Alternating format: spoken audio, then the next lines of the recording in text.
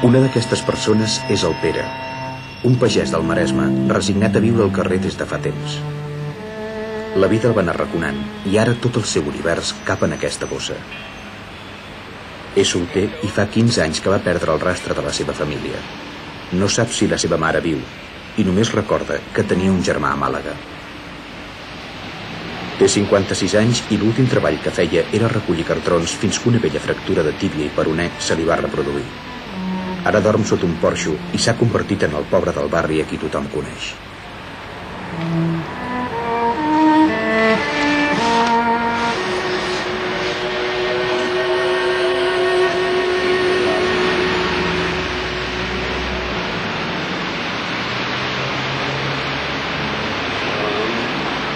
Tal com dormo ara, suposat sense fer cap feina de cap classe, doncs total porto uns 2 anys. Bueno, i tinc la sort que el director de l'Escola Superior de la Marina Civil, perquè allò no és en el carrer, allò és un centre oficial. I ara, com tots els urbanos i totes les autoritats em coneixen, ja no em diuen res. Em deixen... Al principi sí, clar, la gent no tenien de venir a preguntar-m'ho.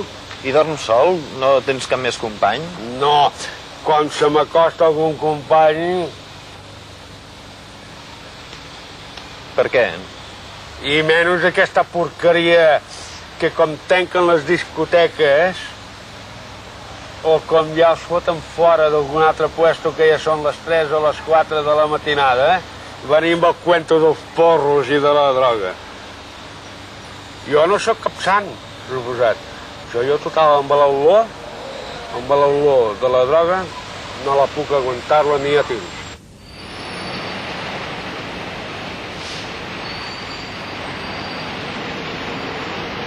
Cada matí, abans que toquin les 9, en Pere se'n va a demanar caritat. Sempre al mateix lloc estratègic, en un dels passadissos del metro. Hi passarà 2, 3 o 4 hores, depèn del dia i de la bona voluntat de la gent. I quan reculli les 200 o 300 pessetes que li calen pel pa, el vi i el tabac, el Pere tornarà al seu banc de la plaça a veure passar les hores. Perdoni la molèstia, però... Jo m'he trobat 2 vegades que m'han robat els cèntims. O sigui, tenint els cèntims allà sobre el diari, per això ara sempre ell, o va ser els guàrdies que m'ho van aconsellar.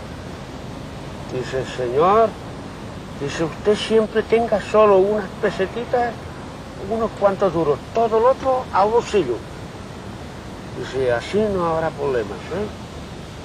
Digo, bueno, muchas gracias, yo así mateix, digo, muchas gracias. Dice, y sabe que no tenemos ninguna queja de nadie, porque yo no demano res a ningú. Jo me quedo allà sentat, tranquil·lament, fumant el meu cigarro, i la botella d'aigua, em bec un trago, i a vegades si tinc que m'ha sobrat d'almorzar una mica de vi, perquè resulta que ara tinc la sort, bueno, ja fa cosa d'1 any i mig, que deixar l'alcohol del tot no l'he pogut deixar-lo. Ara, jo no sóc cap borratxo, sóc un malalt, un alcohòlic crònic.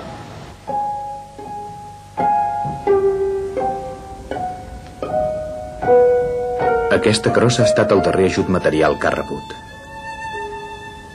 Sobreviu de la caritat i perquè cada tarda va a un menjador de beneficència de les monges de la Mare Teresa de Calcuta.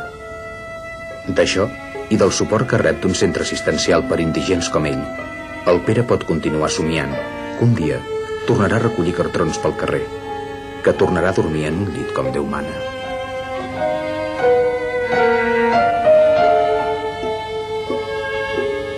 Si el mestre que es va ensenyar no a mi ni altres que era mallorquí, hagués sapigut fotre aquí dintre de la carbassa, que dic jo, la carbassa, lo dolent que era l'alcohol, jo no hagués arribat i no hagués perdut la família com he perdut.